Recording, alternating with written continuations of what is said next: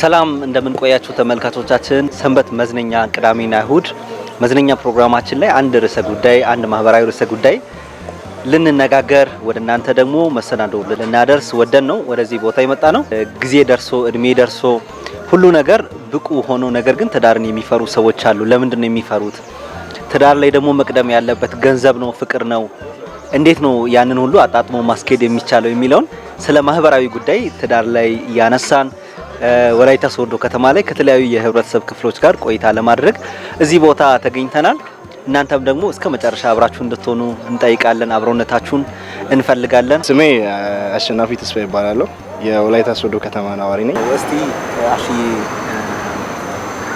አግብታት መጀመሪያ አላገባው ያላገባው ምን ሂደት ላይ ነህ ወይስ ምን ያላገባው ምስጢር ልታወጣጣ ነውና እኔ አላገባውም። ኦሬዲ ያው ለማግባት ትዘጋጃለህ። ኢኮኖሚካሊ ራስን ማዘጋጀት አለ፣ በስነ ልቦናም ራስን ማዘጋጀት አለና ስለዚህ ራሴን ብቁ ለማድረግ ኢኮኖሚካሊም በአይምሮም ራሴን ያዘጋጀው ነውና ያው ለማግባት እየተዘጋጀን ነው። እንግዲህ ሌላ ነገር እንዳትለኝ እንጂ ማለት ነው እየተዘጋጀን ነው። ቤት የሚያዩ ተመልካቾች አሉ። እጮኛም ይዛል ወይ እንደውም ቤት የሚያስቡ ሊኖር ይችላል። ምን ትላለህ? ዛሬ አስገራሚ ጥያቄ ነው። እንግዲህ ያው እጮኛ እንግዲህ አይነገርም፣ ግን ያው አይጠፋም። እዛም እዚህም የሚል አለ። ኦሬዲ ያው ሚዲያ ስለሆነ እዛም እዚህም ያለ አለ፣ ግን ያው አይጠፋም። ካሴ ያደረክ አዎ እንግዲህ ግዴታ ነው። ምክንያቱም እድሜም ያው ለዛ ብቁ የሆነ ስለሆነ ሰላሳዎቹ አካባቢ ያለው ሰው ነኝ እና ያው እንደምታየኝ ስለዚህ የተዘጋጀው ነው። ኦሬዲ ጥሩ ነው። እሺ ትዳርን ወጣቶች ይፈራሉ። የሚቆዩባቸው ምክንያቶች አሉ ቶሎ ለማግባት። አሁን ሁሉ ባይሆኑ አንዳንድ ወጣቶች ቶሎ ለማግባት አይደፍሩም፣ ይፈራሉ። የሚፈሩባቸው የሚይዛቸው ነገሮች አሉ። ምንድናቸው? ለምንድን ነው ሰው ግን የሚፈራው? አንተ ምን ትላለህ? እስቲ ጓደኞችንም እስቲ ካየኸው ነገር ከተመለከትከው ነገር ከታዘብከው ነገር እንደኔ ሀሳብ በእኛ ጊዜ ያለን ሰዎች ያው እንደ ድሮ አይደለም። ድሮ ምናልባት አግባ ልጄ ብሎ መሬት ቆርጦ ሊሰጥ ይችላል፣ ወይም ቤትም ሰርቶ ከዛ ራሱን ሊያቋቁም ይችላል። አሁን እኛ ከተማ ውስጥ ነው ያለነው። ሁሉም ነገር ኢኮኖሚካሊ በገንዘብ ራስን መገንባት አለብህ። ቤትም ሊኖር ይገባል። ቤት መገንባት ባችል እንኳን የሆነ ራስን ለማስተዳደር ሰው ራሱ መጀመሪያ ካስተዳደረ በኋላ እንግዲህ ሲያገባ ከቤት ይለያል። ከቤተሰብ ከእናት ከአባት ተለይቶ ነው ራሱና እኔ እንደ ወንድ እንደኛ ያው ሴቷን ማገባትም ልጅ መመገብ አለብኝ፣ ማጠጣት አለብኝ። ኤቭሪቲንግ የሚያስፈልጋትን ነገር ኃላፊነትን ማሟላት መቻል አለብኝና ከዚህ አንፃር ነው ምናልባት አስፈላጊ የሆኑ ነገሮችን ማሟላት እንግዲህ እንትን ይላል። ወደዛ የምንለው ማያገባው ሰው በዛ የተነሳ ነውና ኢኮኖሚካሊ ስቴብል ካለ ዜን ደግሞ አንዳንዴ ትዳር እንደ ሌላ ነገር አይደለም፣ ዝም ብለህ የምትገባው አይመስለኝም። ብቁ መሆን አለበት።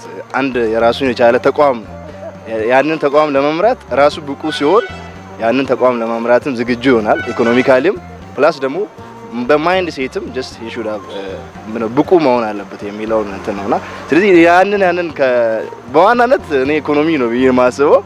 ከዛ በኋላ ደግሞ የአእምሮ ዝግጁነት መጉደል ብዬ ነው የማስበውና እነዚህ ናቸው የኛን ወጣቶች በእኛ ዘመን ያሉ ወጣቶችን ብዙዎችን ያው ጀስት ኢንፎርማሊም እናወራለንና ባለን እንትን በተለይ በቸርችም ይሁን በሶሻል ቅርርብም ስናወራ እንግዲህ ይሄን ምን ሸሸው ከዛ የተነሳ ይመስለኛል ከሚያወሩኝም እኔም ካለው እንትን ምን ተነስቼ ማውራት የምችለው ይሄንን ነው። ጥሩ ነው። ነገር ግን ደግሞ አንዳንድ ጊዜ እንደዚህ የሚሉ ሰዎችም ስላጋጠሙኝ ነው ምርጫ በማብዛትም ትዳር የተሻለ ሰው ላግባ አንዱን ካንዱ ማማረጥ የሚሉ ነገሮች አሉ።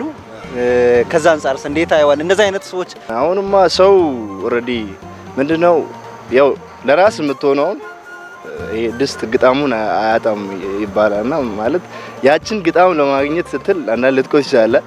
ፕላስ ደግሞ ያው የሆነ መስፈርት ይኖራል ሰው ኦሬዲ የሆነ ምክንያቱም ሌላ ቤት ሲመሰርት ያንን ቤት ጤናማ አድርጎ ሰላማዊ አድርጎ ለመውሰድ ያንን ለመምራት የራሱ ምርጫ ይኖራል። ለምሳሌ ገንዘብ ያላት ብዬ ላስብ እችላለሁ፣ እውቀት ያላት ብዬ ላስብ እችላለሁ፣ ወይም በክርስትና ጥሩ ናት ብዬ ላስብ እኔ እንደኔ ማለት ክርስቲያን ስለሆንኩኝና በሚፈልገው መስፈርት አንዳንዴ ላይገኝ ይችላል። የሆነ አንተ ያገኘው ነገር ወይም አንተ ለምሳሌ አንዳንዴ ገንዘብ ሊኖራት ይችላል። ገንዘብ ሰላምን ላይሰጥ ይችላል። ደግሞ ምንድነው የምትፈልገው ነገር ሁሉ ገንዘብ ላያሟላ ይችላልና ወይም ቁንጅና ልታይ ይችላል። በጣም ቆንጆ ሆና ገንዘብ ላይኖራት ይችላል። በጣም ደግሞ ቆንጆ ሆና ምንም እንቅስቃሴ፣ ምንም ቢዝነስ አይዲያ፣ ምንም የስራ አይዲያ የመስራት የማኖር እንትን ምንም ላይኖራት ይችላልና አንዳንዴ ያ ይሄ ፍለክቹዌት ያደርጋል፣ አይገጥም፣ ኦቨርላፕ ያደርጋል። አንተ ቁንጅናዋን ፈልገህ ስትቀርብ ምንም የስራ ሜንታሊቲ የላትም፣ ስራ የመስራት እንትን። በዚህ ዘመን አስብ እንግዲህ በዚህ ዘመን ሆኖ ስራ መስራት አለባት አንድ፣ ሲቀጥል ደግሞ ቆንጆ መሆንም አለባት ብሎ ሰው ያስባል። እንግዲህ አንተ በምርጫ ስላልክ ማለት ሰው ያንን ምርጫ የሚያሟላ ሰው ከማጣቱ ይመስለኛል እና ምርጫ ያበዛል ሰው በዚህ ሰዓት። አንተ ግን እንዴት ነው ምርጫ ላይ ዛሬ እኔ እንዳገባ ነው እንዴ ጥያቄ? እንግዲህ እኔ እንደኔ እንግዲህ ምንድነው ተወዳዳሪ የሆነ ኑሮ ለመኖር በስራም መስራት የምትችል የስራ ሜንታሊቲ ያላት የስራ አእምሮ ያላት ብትሆን ፕላስ ደግሞ ከዛ በተጨማሪ ደግሞ ቆንጆ ብትሆን ማንም ሰው ቆንጆ ነገርን አይጠላም። ምንም ማናሻው ነገር ማለት ነው። ቆንጆ ቢሆን ስራ መስራት ብትችል ፕላስ ደግሞ ክርስቲያን ብትሆን የጸሎት ሴት ብትሆን እኔ እንግዲህ በራሴ አንግል ነው ማስበውና የጸሎት ሴት ብትሆን እድል ነው። ይሄ ሰላማዊ ኑሮ የምትኖርበት ነው። ምክንያቱም ትዳር ባይዜ ደስታ ላይ ደስታ ለመጨመር ነው። ኦሬዲ የሰው ስኬት ደስታ ነው ብዬ ነው ማስበውና ስታገባ አንድ ደስታ ነው፣ አንድ ስኬት ነው። እዛ ላይ ስትኖር ደግሞ ስትሮንግ ሆነ የተሻለ ጤናማ የሆነ ነገ ለሀገርም ለአካባቢም ለሀገርም የተሻለ ትዳር የተሻለ አካባቢ ይፈጥራል። የተሻለ አካባቢ ደግሞ የተሻለ ሀገርን የመገንባት አቅም ስላለው እዚህኛው ላይ በሚገነባው ነገ በጣም ትላልቅ ቤተሰብ ነው ማለት ነገ የኔ ልጆች ናቸው ነገ ሀገርን የሚመሩት። ዛሬ ማይሆን ትዳር ውስጥ ገብቼ ቢሆን ልጆቼም ላይፍ ኮንቲኒው የሚቀጥለው ህይወቴም ስትሮንግ አይሆንምና ስለዚህ ከዚህ አንፃር ምንድነው እንትን ብለህ ነው መምረጥ ያለብህ ብዙ ነገሮችን አይተ ማለት ነው። ብቁ ሆነው ማቹር ሆነው በቃ ማግባት ይችላል ወይም በቃ የማግባት ጊዜ ነው ይሄ ጊዜ ብለው ነገር ግን የማያገቡ ወንዶች አሉ። ምንድነው የወንዶች መሰረታዊ ችግር አንተ ብለህ የምታስበው? ምናልባት ጫናዎቹ ከሴቶቹ የሚመጡ ሊኖሩ ይችላሉ። አንዳንድ ጊዜ ሴቶች ወንዶችን ሲያወሩ መሰረት የሚያደርጓቸው ምን አለው የሚለው ነገር መሰረት ያደርጋሉ። ስለዚህና ምንድነው አንተ ስታስብ ኮማንሊ የወንዶች ቶሎ ወደ ትዳር ውስጥ እንዳይገቡ እንቅፋት የሚሆናቸው ይሄ ነው ብለህ አሁን ቅድም የጠቀስካቸው የጋራ የሆኑ ነገሮች ናቸው። ሴቷን ብትሆን አንተ ያልካቸው ነገሮችን ማየት አለባት ታስባለህ። ነገር ግን ደግሞ ወንዶች ለብቻ ቻሌንጅ የሚሆናቸው ነገሮች ምንድናቸው? ይሄ እንግዲህ እኔ እንደራሴ ማስበው እንደኔ ሐሳብ ፍርሃት ነው የመጀመሪያ ብዬ ማለት እንግዲህ አንድ ፍርሃት ሲኖር ከፍርሃት የተነሳ ብዙ ነገሮች እንትን ይላሉና አንደኛ ኃላፊነትን መሸሽ ገብቷል አይደል? አንደኛ ኃላፊነትን መሸሽ፣ ሁለተኛ ደግሞ አዲስ ህይወት ስለሆነ ይሄ ምንድነው መፍራት አለ። አንዳንዴ ገብቼ ማስተዳደር እችላለሁ፣ እሷን ማስተዳደር እችላለሁ፣ ላኖራት እችላለሁ የሚል እንትን ነውና ስፔሻሊ እኔ ፍርሃት ብዬ ነው ማስበው እንደኔ።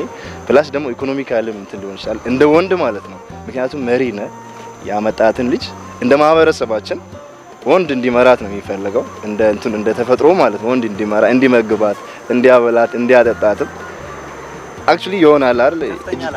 በጣም አዎ። ይሄን ስል ምትጠጣ ዝም ብላ ምትበላ ምናምን ለማለት ፈልጌ ሳይሆን ኃላፊነት አለ እና ያንን ኃላፊነት መሸሽ አለ።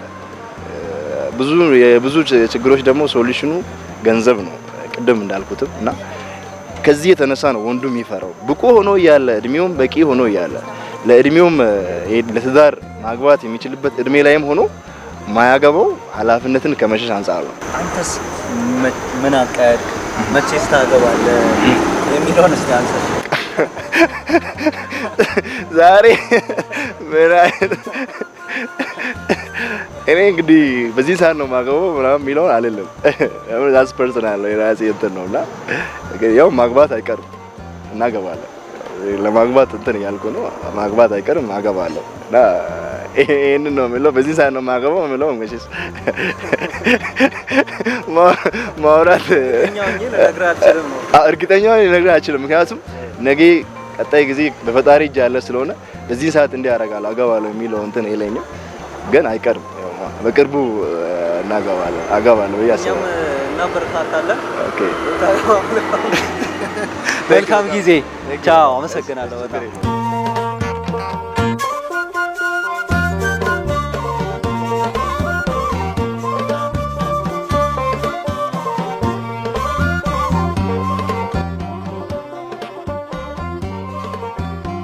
ታውቅ ማን ነው? ናዝራዊት ግርማ እባላለሁ። ከአብዘ እንዴት ነህ? መልካም ነው። ዛሬ ስለ ትዳር መሰረት፣ ትዳርን ብዙዎች ይፈራሉ። ስለዛ ጉዳይ ለምንድን ነው የሚፈሩት? እንዲሁም እናንተ ደግሞ አግብታችኋል አላገባችሁም? ከእናንተ ጋር ትንሽ ቆይታ ስለ ትዳር ልናደርግ ወደን ነው። እስቲ መጀመሪያ አግብተሻል? አዎ አግብቻለሁ። የታገባሽ? አዎ የዛሬ 3-4 አመት በፊት ነው ያገባሁት። እኔም አግብቻለሁ። 5 አመት ሆኖኛል ካገባሁ። ደስ ይላል በጣም። ድሮ እንደውም ቶሎ የማግባት እድሎች አሉ። በባህልም ቤተሰብም አንተ አታገባም እንዴ ቆየህ እኮ የሚባል ነገር የቤተሰብ ፑሽመንት ወይም ግፊት አለ። አሁን ግን ደግሞ ከዘመኑ ጋር ምናምን ተያይዞ ዘመኑ ከመሄዱ ጋር ተያይዞ ከኑሮ ውድነቱም ጋር ተያይዞ ሰው ምንድነው በቃ ለማግባት የሚቆይበት የዝግጅት ጊዜ የሚፈልግበት ሁኔታ አለና ትዳር ላይ መቆየት ሳያገቡ መቆየት እንዴት ታያለሽ? ያው መጀመሪያ ትዳር እግዚአብሔር ፍቃድ ነው። ሁለተኛ ነገር መቆየት ላይም አንዳንድ ጊዜ ጥሩ የሚሆንበትም አለ። ነገር ግን ያው ጊዜውና ሰዓቱ ከሆነ ሁሉ ወጣቶችን ቢወስኑ ደስ ይላል። እንደ ሴት ላይክ የተወሰነ ፋይናንሻል ነገር ያስፈልጋል። ይሄን ያህል በጣም ሌክዠሪ የሆነ ነገር ባይሆንም የተወሰነ ነገር መኖር አለበት የግድ። ይሄ ሴት ልጅ 30 ስትሆን አርጅታለች ቶሎ ማግባት አለባት ምናምን በሚለው ነገር አላምንም። ሬዲ ስትሆን እሱም ሬዲ ሲሆን እንዲያገቡ ነው የምፈልገው። ትዳር በጣም መሰረት ይሆናሉ ብሎ ፍቅር ነው ገንዘብ ነው? አንቺ በየትኛው ነው የምታምኑ? ሁለቱም ያስፈልጋል።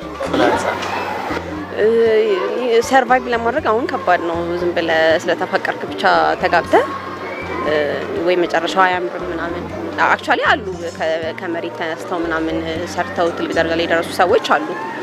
ግን የተወሰነ በጣም የተጋነነ ነገር ባይሆንም ያስፈልጋል። ሴት ልጅ ደግሞ አሁን ሳስበው ልክ ናቸው። ሲቆዩ ቀስ ብለን እስቲ እንየው ምናምን ሲሉ ደግፋቸዋለሁ። ጀስት እድሜያቸው ስለሄደ ብቻ ዝም ብለው አንድ ሰው ማግባት የለባቸው። ግን ሬዲ ከሆኑ ጥሩ ሰው ካገኙ ማለፍ የለባቸው። ፍቅርና ገንዘብን ለትዳር አስፈላጊ ናቸው ካልን ሁለቱን ግን አጣጥሞ ማስኬድ እንዴት ይቻላል? እኔ አሁን ሳገባ ምንም አይነት ስራ አልነበረኝም። ምንም አይነት ፋይናንሻል ኢንካም አልነበረኝም። ባለቤቴ ብቻ ነበረ የሚሰራው። ከሱን ካገባ በኋላ ነው ወደዚህ እሱን ወደ ማገዝ ወደ ስራ ምናምን የገባሁት እና በዛ መልኩ ማጣጣም ይችላል። ሁለቱ ከተስማሙ ከተገባቡ በጣም ሲምፕል ነው። ዋናው የነሱ ኮኔክሽን ነው። አንቺስ እንዴት ታምኛለሽ? ለትዳር መሰረት ሊሆን የሚችለው መቅደም ያለበት ፍቅር ነው ወይስ ገንዘብ? ፍቅር። ነገር ግን ገንዘብም አስፈላጊ ነገር ነው። ፍቅር ብቻውን ማለት አይደለም። ግን ያው የተወሰነ ነገር ካለ አንድ ላይ ተረዳርቶ መስራት ብዙ ነገር ሳፖርት እንደራረጋለንና ገንዘብ ብቻውን ይሆናል ብዬ አላስብም። ሰዎች ምንድነው የሚያደርጉት?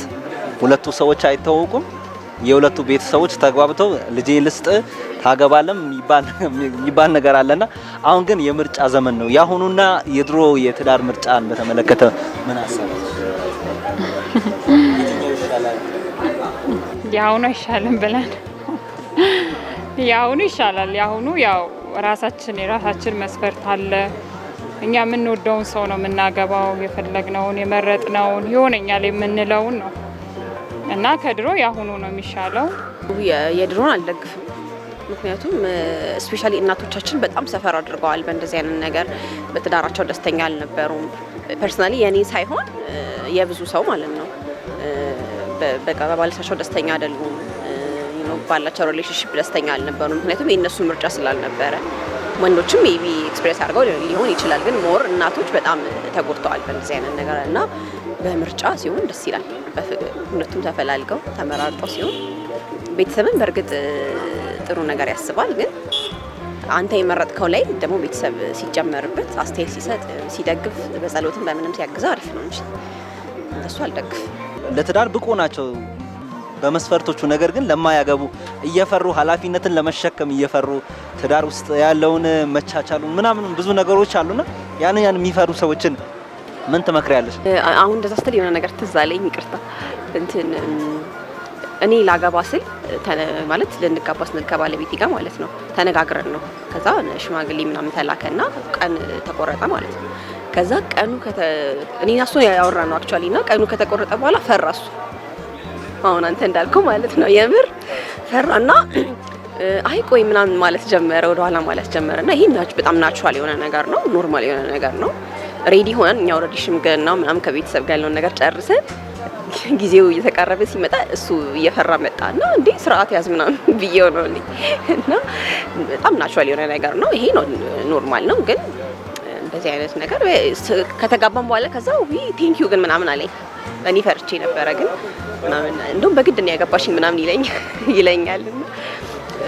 ስፔሻሊ ወንዶች እንደዚህ አይነት ፍራቻ አለና ናቹራል ነው።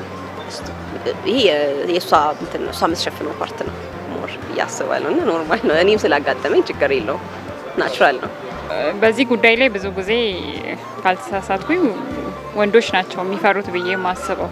ምክንያቱም ከብዙ አንግል ኃላፊነት እነሱ ላይም ስላለ ትንሽ ለመፍራት ምናምን እነሱ ጋር ነው ብዬ አስባለሁ። ነገር ግን በቃ ሳፖርት መደራረግ ነው። ያን ያህል የሚከብድ ነገር የለም። አግብታችኋል እና የትዳር በረከቱ በጣም ትዳር ላይ የሚያስደስተው ነገር ካለማግባት ይሻላል ትዳር የምትሉበት ነገር ነው? ወይ በጣም ለኔ ፐርሰናሊ ይሻላል። በጣም ብዙ በረከቶች አሉ፣ ልጆች አሉ፣ ቻሌንጆች ሲመጡ የሆነ አብረ ተሳስበ የምታሳልፈው ነገር መተጋገዙ ምናምን እና በጣም ብዙ በረከቶች አሉት። በረከቶቹ ይበልጣሉ፣ ጥሩ ነገሩ ይበልጣል ከመጥፎ ነገሩ እና በጣም ነው ደስ የሚለው። የትዳር በረከት ትዳር ላይ ያለው ጥሩ ነገር እኔ ሳላገባ አግብቼ ደግሞ እነዚህ ነገሮች ላተረፉ ትዳር መልካም ነገር እንደዚህ ነው ብዬ ማወራው ነገር የለም። እውነት ለመናገር እንዲህ አንድ ሁለት ምናምን ብዬ ባወራ ያው ያንሳል በጣም እና በጣም በቃ የምታስበው በላይ ትልቅ በረከት ነው ትዳር። በዛ ውስጥ እግዚአብሔር ብዙ ነገር ነው የሚባርክ። እኔ እንጃ እውነት ቃል የለኝም። እንደው እኔ ረፈደ ባሌን ራሱ የት ነበርክ ረፈደ እስካሁን ድረስ ነው የምለውና በቃ በፊት አግብቼው እሱን አግብቼው ምናምን ቢሆን ነው በጣም ደስተኛ ነው። አንዳንዴ ወሬት ነው ቆየን ምናምን እለዋለሁ። እውነት በጣም ደስ የሚል ነው። ሲጀመር ምንም አታገናኘውም ከሜሬጅ በፊት ያለው ላይፍ እና ቃል የለኝም። በጣም ደስ የሚለው እግዚአብሔር በመልካም ትዳር ብዙ ሰዎችን፣ ሴቶችን፣ ወንዶችንም እንዲባርክ ምኞቴ ነው።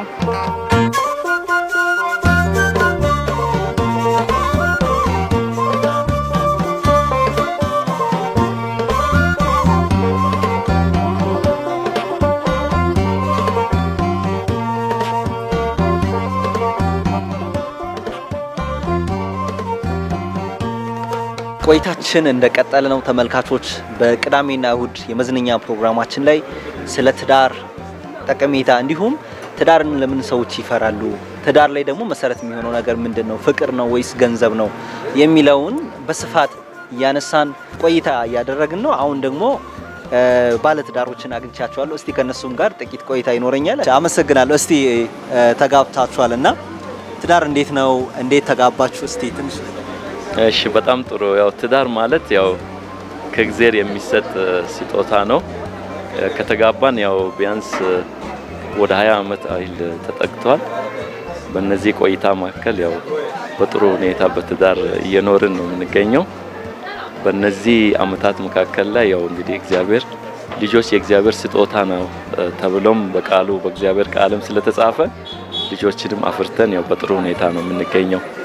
ደስ ይላል። አሁን 3 ልጆች ነው ያፈራነው ከባለቤቴ። ያው እንግዲህ 3 ልጆች እግዚአብሔር ሰጥቶኛል። እነዚህም አሁን አንዷ ቅርብ ጊዜ ዘንድሮ ያው እንግዲህ ወላይታ ሶዶ ላይ ጮራ ትምህርት ቤት ተምራ አሁን አዋሳ ዩኒቨርሲቲ ገብታለች።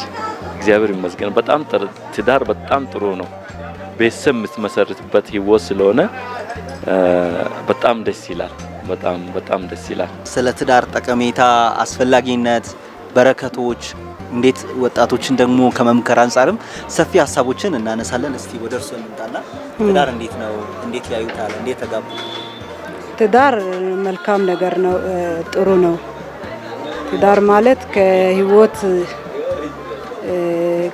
ከላይፍ ስታይል አንዱ ነው። ያው እንደመሆኑ መጠን ትዳር በጊዜ ሰው ትዳር መመስረት ጥሩ ነገር ነው።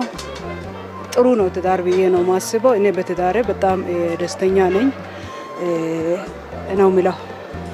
መልካም ነው። እስቲ መጀመሪያ ስለ ተጋባችሁበት መነሻ እንዴት ተዋወቃችሁ? እንዴት ተጋባችሁ? ማን ነው የጠየቀው? እስቲ ያው ትዳር እንግዲህ በጣም ደስ የሚል ጥያቄ ነው ተጠየቅኩት። ትዳር ያው እንግዲህ ሰው አጋጣሚን ይላል፣ ግን የሚያጣምረው እግዚአብሔር ነው። ገና ስራ ጀምረን እኔ ከሷ በአንድ አመት በስራ እቀድማታለሁ። እሷም እንደገና የመንግስት ሰራተኛ ሆና ተቀጥራ ስትመጣ ያው ተያየን። በዛ መካከል ላይ ያው እንግዲህ ፍቅር ገባ ማለት ነው እና በእነዚህ አመታት መካከል ላይ መጀመሪያ ፍቅር ነው። እንግዲህ ፍቅር ይቀድማል። ያው ወንድ እንደመሆነ መጠን ያው የጋብቻ ጥያቄ ከኔ ቀድሟል። እሷም ያው ውስጤ ላይ አንተ ነበርክ ከተያየን ወዲህ ውስጤ ላይ ያደረብኝ ነገር አለ ብላ ያው ሐሳቧን በኋላ ነው ገለጸችው እና ትዳር ሰው በአጋጣሚ የሚገባበት ዘው ብሎ የሚገባበት ነገር አይደለም። ተዘጋጅተበት እቅድ አውጥተም በርግጥ አቅመ ሔዋን የደረሰ ሰው ትዳርን ያስባል። ግን እንዴት ሆኖ ከማን ጋር መገናኘት እንዳለበት እንዴት ወደዚህ ተቋም መግባት እንዳለበት አስቦ ሳይሆን ያው በአጋጣሚ እግዚአብሔር የሚያዘጋጀው ነው ብዬ አስባለሁ እና ጥያቄ ጠየቅኳት።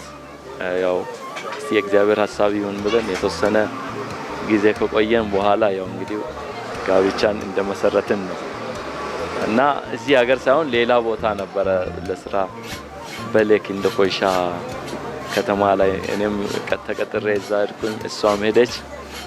ያው ቤተሰብ ተጠያየቅን። ከዛ በኋላ ሽምግልና ያው ባህላዊ የሽምግልና ስርዓትን ተከትለን እንደተጋባን ነው። ያው እስከዛሬ ተጋብተን በደስታ አለን። ያው እንግዲህ እሱ ሲጠይቅ አንቺ ጋር የነበረው ፊድባክ፣ አንቺ ጋር የነበረው ደስታ፣ ፈቃደኝነቱ፣ እርሱን መቀበል እና ለትዳር ዝግጁ የመሆን ነገር ምን ይመስል ነበር? ወቅቱ የነበረው ነገር እስቲ ያስታውሱ። ያው በርግጥ እሱ እንደገለጸውም ያው እኔ በርግጥ ቀድሞ የጠየቀው እሱ ቢሆንም በልቤ ላይ አለ እሱ እንዴት ሆኖ አለ። ያው ቀድሜ እዛ ሀገር ስንሄድ ቀድሞ ሄደው እሱ ነው። ተከትዬ ሲሄድ የተቀበለኝ እሱ ነውና ሲቀበል አቀባበሉ በጣም ተመቸኝና ይሄ ልጅ የኔ ቢሆን ባረገው ብዬ በልቤ አሰብኩ። ከዛው እንደኛ ባህልም መጠየቅ ከባድ ነው ሆኖ ያው የሱን እንትኖቹን እየጠበኩ ነበር እና ጠየቀኝ። ደስ አለኝ። ምክንያቱም ቃል ባልሰጥም ባልገባም ወድጄው ያው እንደወደድኩ የተወሰነ እንትን እያሳየው ነበር። ሆኖም ቢሆን በርግጥ ፈርቻለሁ። ምክንያቱም በጊዜው ምንም ነገር አልነበረንም፣ እሱም ምንም ነገር የለውም። እኔም እንደተቀጠርኩ ገና አዲስ ተቀጣሪ ሆኜ የመጀመሪያ ወር ደሞዝ እንደተቀበልኩ ነው እሱ 1 አመት ሰራ ይስራ እንጂ ምንም ነገር የለውም። አንድ ፍራሽ ብቻ አንጥፎ ነበር ስተኛ የነበረው እና ወደ ትዳር ዓለም ለመግባት እሱ ፍላጎቱን ቢገልጽም እኔ እውነት ብዬ ለመቀበል ትንሽ ፈርቼው ነበር። ሆኖም ግን ያው ፍቅር ከገንዘብም ይበልጣልና አሸንፎን ያው ትንሽ 1 2 3 4 ወር እየቆየን እኔም ተስማማው ተጋባን እና ጌታ ረድቶን ያው በትንሽ ነገር ጀምረናል። እግዚአብሔር ረድቶን ብዙ ልጆች 3 ልጆች አፍርተን ልጆቻችንን አስተምረን አንደኛዋ ዩኒቨርሲቲ ገብታለች። ቤትም ሰርተን እንዲሆነን በፍቅር እየኖርን ነውና ጌታ ረድቶናል። ባለፉት 20 አመታት በትዳር ቆይታ አድርጋችኋል። ጥሩ ነው። እስቲ ትዳር ላይ ሰው ወደ ትዳር ለመግባት የሚፈራባቸው ምክንያቶች አሉ። የሚፈሩ ሰዎች አሉ። አንዳንድ ሰዎች ሁሉ ሰው ባይሆንም ትዳርን የሚፈሩ ሰዎች አሉ በግልጽ። ነገር ግን ትዳርን የሚፈራባቸው ምክንያቶች ውስጥ አንዱ ምንድነው? ገንዘብ፣ ራሴን ላደራጅ፣ ራሴን ላቋቁም፣ ቤት ልስራ፣ በቃ በደንብ ዝግጅት ላድርግበት በሚል የሚፈሩ ሰዎች አሉ። እስቲ ከናንተ መነሻ በማድረግ እውነት ትዳር ላይ መኖር ይቻላል ወይ? ብዙ ገንዘብ ሳይኖር በትንሽ ነገር መዝለቅ ማደግ ይቻላል ወይ? እንዴት ታዩታላችሁ እንደዚህ አይነት ነገር? እሺ አመሰግናለሁ። ያው እንግዲህ ብዙ ሰዎች በዚህ በእኛ ጊዜም ከኛ በፊትም ያው እንግዲህ የሚፈሩ ሰዎች አሉ። ያው አንዳንድ የድሮ አባቶች ህልም ተፈርቶ ሳይታደር አይቀርም የሚባል ነገርም አለ። ያው አዳም ለሔዋን ሔዋን ለአዳም እግዚአብሔር ፈጥሯል መጽሐፍ ቅዱስ እንደሚናገረው። ስለዚህ ከኛ ተመክሮ ስንነሳ በወቅቱ እኛ ስንጋባ እሷንም ብዙ ሰዎች ጓደኞቻቸው እንደገና ደግሞ ዘመድ አዝማድ ገና አንቺ እንደዚህ እንጀራ ጠግበሽ ሳትበይ ኑሮን ሳትኖሪ ቤተሰብ ሳትረጂ የሚል ጥያቄ ብዙ ወቀሳዎች፣ ትችቶች ገጥሟታል።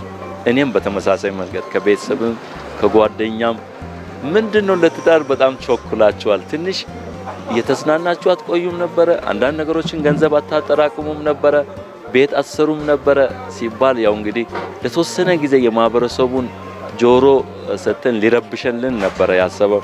ግን ፍቅር አሸነፈ። በቃ የሚያኖረው እግዚአብሔር ነው። አንቺም ያው እንግዲህ ባለቤቴ ተረጋጊ፣ ተጋፍተን በምንኖርበት ሰዓት ላይ የእግዚአብሔር ሐሳብ ስላለበት መከራዎችን ችግሮችን እንቋቋማለን። ገንዘብም ይመጣል። ገንዘብን አይደለም ያስቀደምነው ፍቅርን ነው። ስለዚህ ፈርተን እንትን ካልን ትዳር መቼም አንመሰረትም ብለን ያው እንግዲህ በወቅቱ ተቋቁመን አሁንም ያው የኛ ከ20 አመት በፊት የተከሰተ ክስተት ነው። ግን ኖረናል። በድፍረት ሐሳባችን ነበረ። ገንዘብ ቢኖረን እንኳን ፍቅር ላይ የማይኖርበት ጊዜዎች አሉ። አሁን ገንዘብ ሰበሰብኩኝ፣ እንደዚህ ያደረኩኝ፣ ቤት አዘጋጅቻለሁ፣ ከዚህ በኋላ ትዳር መሰርታለሁ ካለ እሱ የሚፈልገው ጊዜዋ ታልፋለች። ለሁሉም ጊዜ አለ። ያቺ ጊዜ የምታልፍበት ጊዜ አለ። ገንዘብ ሰብስቤ እንደዚህ አድርጌ ተዘጋጅቼ ሲል ያ የትዳር ጊዜ ያልፋል። ከዛ የተነሳ ፍራቻ እየመጣ የሚቀርበት ሁኔታ አለ። ገንዘብ ስለሌለኝ አላገባም፣ እወዳታለሁ፣ ግን ፈልጋታለሁ፣ ለትዳር ትሆነኛለች፣ ለትዳር ይሆንልኛል፣ ግን ለሱ ምንም የለውም።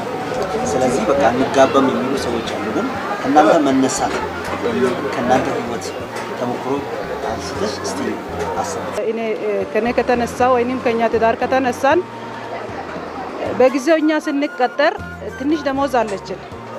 እኔ እንደኔም አስበው ማለት በጊዜው የዲፕሎማ ቅጥር ነበርን። እኔም 530 ደሞዝ ተቀጥሬያለሁ፣ እሱም 530 ያገኛል። በጊዜው በእጃችን የሚገባን 470 ብር ነበር። በጊዜው ያው የገንዘብ ባለም ከፍተኛ ከመሆኑ ጋር ያ አኑሮናል። ሆኖም ቢሆን ያው ቀጣይነት ያለው መነሻ ነገር ሆኖ ስለሆነ የተወሰነ መነሻ ኖሮ ሰው እንዱ በጭፍን ፍቅር ብሎ ከሚጋባ የተወሰነ መነሻ ኖሮ የህይወት ምዕራፍ አንዱ አድርገው ትዳርንም ጎን ለጎን ገቢ ምንጩንም እያስኬደ ለቤተሰብም ሸክም ከሚሆን ለሀገርም ሸክም ከሚሆን እንዱ ብላቸዋልና በጊዜ ማግባት ይሻላል ብለው ተጋብቶ እንዲወድቀው ለቤተሰብም ሸክም ከሚሆን የተወሰነ መነሻ ስራ መልመድ ወሳኝ ነው። በራሱ ስራ የግድ መንግስት ሰራተኛ መሆን የለበትም። የግድ ሌላ ፓይለት ሌላ ሾፌር መሆን የለበትም። የተወሰነ ገቢ ምንጭ የሚሆኑ ነገሮችን ከፈጠረ መቀጠል ያለበት ቀጣይ ትዳር ነው። ትዳር በራሱ የህይወት መንገዶች አንዱ ነው። ስለሆነ ሁለቱም አንድ ላይ ተያይዞ የሚሄድ ጉዳይ ነውና ፍቅር ብቻውም እየሄደ አደጋ ላይ ሊወድቅ ስለሚችል ኢኮኖሚን በራሱ ወሳኝ ነውና ሰው ግን ለዚህ ለሁለቱም ተዘጋጅቶ የተዘጋጀ ሆኖ መወሰን አለበት። ሴቶች ብዙውን ጊዜ ከወንዶች ይልቅ ገንዘብ አለ ወይ የሚለውን ነገር ነው ትኩረት የሚያደርጉት። ምንም የሆነ ቆንጆም አይሆን ምንም አይሆን ከቁንጅና ከምን አንጻር ይልቅ ገንዘቡን ትኩረት አድርገው ገንዘብ ከሌለ ገንዘብ የሌለውን ባል አላገባም እያሉ ጊዜም ይሄድባቸዋል። ከወንዶች ይልቅ ሴቶቹ ጊዜ ስለሚሄድባቸው የአሁኑ ዘመን ጥሩ ሆኖ ሳለ እቺ ላይ ተጽዕኖ ስለሚፈጥር ገንዘብን ባይመለከቱ በቃ ገንዘብን በኋላ አብሮ ሰርተን ይመጣል የሚለውን አስተሳሰብ ቢረዱ ጥሩ ነው ብዬ አስባለሁ። እናንተ ተጋብታችሁ ከ20 ዓመት በላይ በትዳር ቆይታ አድርጋችኋልና እስቲ የትዳር በረከቱ በትዳር ላይ ደስ የሚለው ነገር እንዲሁም እኛ ባናገባ ይሄንን እድል አናገኝም፣ ይሄንን በህይወታችን ይሄ ነገር አይመጣም እንኳንስ ተጋባን የምትሉበት ነገር ምንድነው? የትዳር መልካም ነገሩ ምንድነው? እኔ ትዳር ለኔ መልካም ነው። በእውነት በጣም ደስ ነው ያለኝ። መጀመሪያ ህይወቴን ከተቀበዝባዥነት ከማይመች ህይወት ራስን ሰብስቤያለሁ፣ ሴቭ አድርጌያለሁ። በመቀጠል ልጅ አፍርቻለሁ፣ ጎረቤት አለኝ፣ ቤት አለኝ፣ ብዙ ዘመድ አፍርቻለሁ። ሁሉ ጊዜ ደስ ነው የሚለኝ በእውነት ትዳርን ሳስብ ከሄድኩበትም ተመልሼ ነው የምመጣው። ቤቴን በጣም ከትዳርም በላይ ደግሞ እሱ በጣም የሚመች ሰው ነው በእውነት በእግዚአብሔር ፊት ነው የምናገረውና ወንድሜ፣ ታላቅ ወንድሜ፣ ታናሽ ወንድሜ፣ ሴትም ወንድም ሆኖ ነው ከጎኔ የሆነልኝ እና እሱን ሳስበው በጣም ትዳር በመሰረተ ደስ ነው የሚለኝና አሁን 20 ዓመት ኖረናል። ባለፈው ወር ነው 20 ዓመት በዓላችንን የከበርነው። ሆነው ግን አንድ ዓመት ኖረን አይመስለኝም። እውነት አንዳንድ ጊዜ የተወሰነ ግጭቶች ቢኖሩም እንኳን ቶሎ ነው እንትን የሚለው እና ሰው ትዳር ውስጥ ገብቶ ይሄንን ላይፍ ቢያይ ያው የኛ ተመክሮ ለሌሎችም ያስተምራል ብዬ ስለማስብ ምንም ቅድምም ያው ምንም ነገር ከሌለበት ያው ለስሙ ቅጥረኞች ሆነን በመንግስት ስራ በዲፕሎማ ያው የሚከፈለን 1000 ብር አትሞላም። ግን በሰዓቱ 1000 ብርም ያው ትልቅ ትርጉምም አለው። ግን ከዛ ጀምረን ደሞዛችንም የጨመረ ደረጃ እድገቶችም የጨመረ ልጅንም አፍርተን ልጅ አሁን ከሚሊዮን ብሮች ይበልጣሉ። የምሬን ብናገር ብዙ ሚሊዮን ብር እንደዚህ ቆጥሬ ቢሰጥ ሚሊዮን ብሮችን ከልጅ ጋር አልለውጠው እና በጣም ብሪላንት የሆኑ ጠንካራ ልጆች በትምህርት ጎበዝ የሆኑ ሌሎቹም አሁን 3 ነው ያፈራነው። አንዷ ገብታለች። አሁን 2 ወንድና ሴት አሉ። ጠንካሮች ናቸው ትምህርት ላይ በጣም እነሱን ስናይ ይሄ አንዱ በረከት ነው። ሌላው ደግሞ በተለያየ ትምህርት ደረጃዎችን አሳድገናል። እንደገና ደግሞ ቤት እግዚአብሔር ሶዶ ምድር ላይ ሰጥቶ በመኖርበት ቦታዎች ላይም ሰጥቶ በጣም ይሄ አንዱ በረከት ነው። ደሞዛችን አሁን በጣም እውነት ብንናገር በጣም ጨምሮ ነው ያለው። የሷም ደሞዝ ከፍተኛ ነው፣ የኔም ከፍተኛ ነው። ይሄ አንዱ በረከት ነው።